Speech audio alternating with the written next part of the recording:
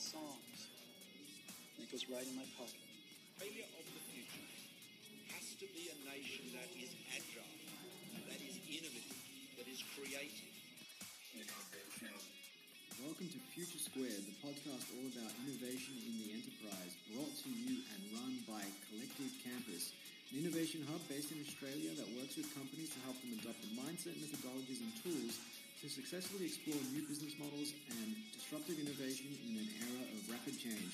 For more information, go to www.collectivecamp.us.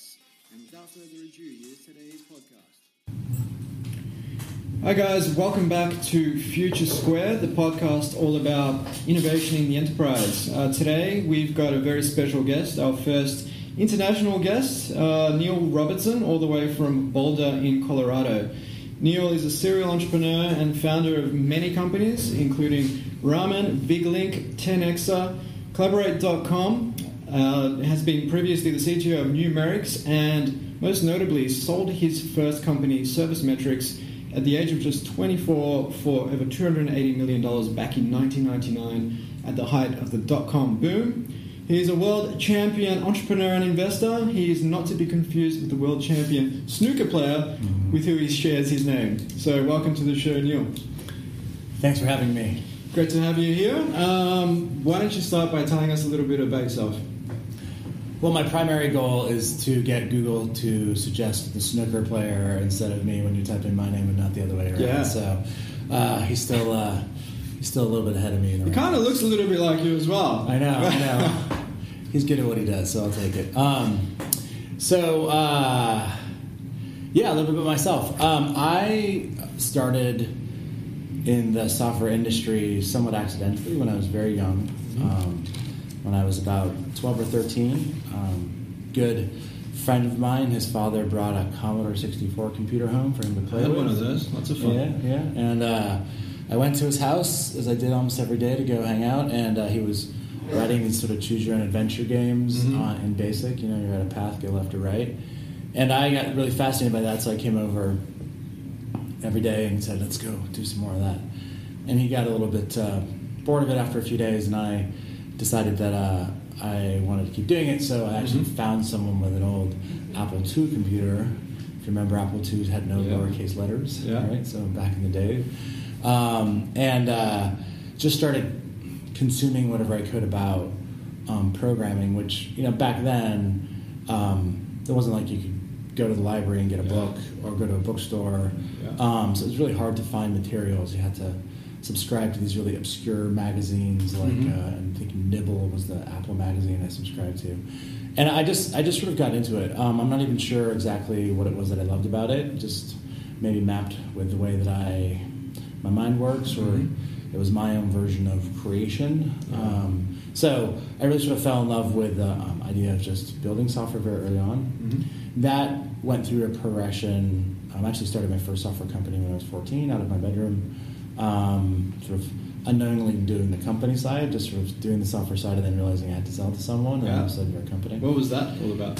So that was the precursor to the internet. Was bulletin board systems for those of us that are familiar with it. Aged. I say familiar with it as opposed to aged. Yeah, I mean, it was, to maybe people in their 30s, it's like dialing into AOL, but people ran their own versions of it. Yeah. So I wrote bulletin board system software for the Apple II and a IIe, and we sold that around the country. I actually had a business partner in New York. I grew up in California, and I actually met him on a bulletin board system that he was running. So very early days of sort of like finding people online and doing things with them. And anyways, it was a fun experience that led me down the path of going to MIT. And when I was at MIT, I really thought that I was going to be a programmer. It's primarily what I wanted to do. And timing is everything. I was there during kind of the early days of the internet and got involved in one of the first real true internet software companies as a programmer over the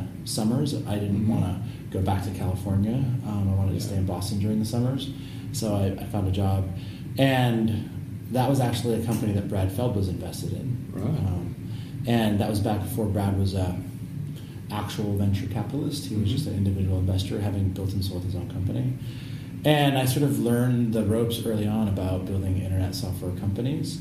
And that sort of like started my journey down the path of moving more from being a developer to being someone who builds companies. And then eventually those things tend to take you into investing, mentoring, working with venture capital, which was the path that the people I was involved in went down. So it's been a long career, I think really focused around the concept of just, I think the epiphany I had when I was young was you could build something, but the idea of actually building a company to share that thing with a lot of other people was kind of a transformational moment for me where I went to becoming a company builder, not just a product builder. Yeah, excellent.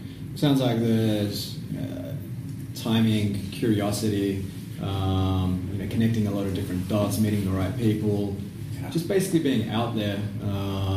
Over time that coalesces and the opportunities come your way and takes you to where you are today. I think serendipity has a huge play in most people's lives, no matter where you end up. Definitely. And I think just being willing to answer an email about a job and get off my butt and go talk to them. And, when I moved to Colorado to start my first company, it was probably the last place I ever thought about living. And so there's kind of a combination of serendipity and then just sort of taking plunges here or there. And I've always been, for better or for worse, not very conservative about calculating the downsides of trying things, which is partially probably why I ended up here in Melbourne, which is a pretty big life change. I think those are probably common themes in my life. Excellent. So you mentioned you've ended up here in Melbourne. What brings you to our wonderful land down under?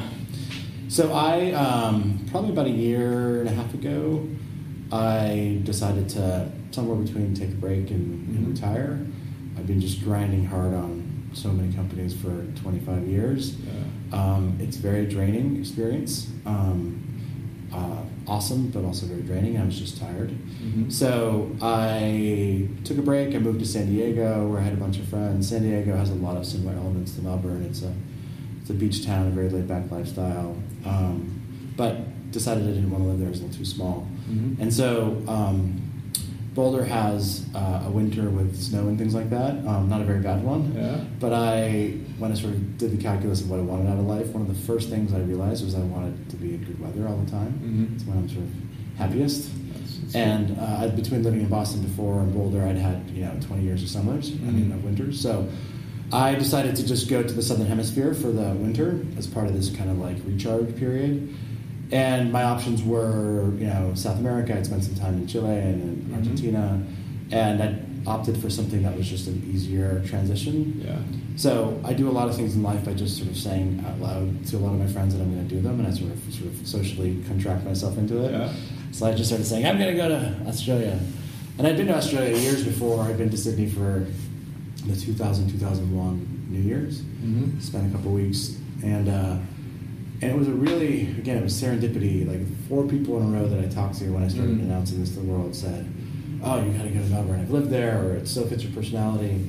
And I went, okay. And I bought a one-way ticket, and I just came out here with a guitar and a half-written novel and a suitcase, and just Airbnb'd my way around the city for 2.5 months. And it was really as simple as that. And has turned into something much more since I started the journey. Fantastic. And then you mentioned social contracts. It's a funny one. You often hear people say, well, how do you stick to a weight loss routine or an exercise routine? Just tell everyone that this is what you're going to do, this is the goal that you've got, and you're going to get there by this date. And you've got that social contract. Otherwise, hey, you're going to be embarrassed if you don't reach it, and you eat your words and people don't believe the thing you say post that. Excellent. So we'll talk about that half-written novel a bit later. First, I have to ask, what do you make of the coffee here in Melbourne? The coffee here in Melbourne. Melbourne loves its coffee. There are places in the U.S. that have a similar addiction and passion about coffee.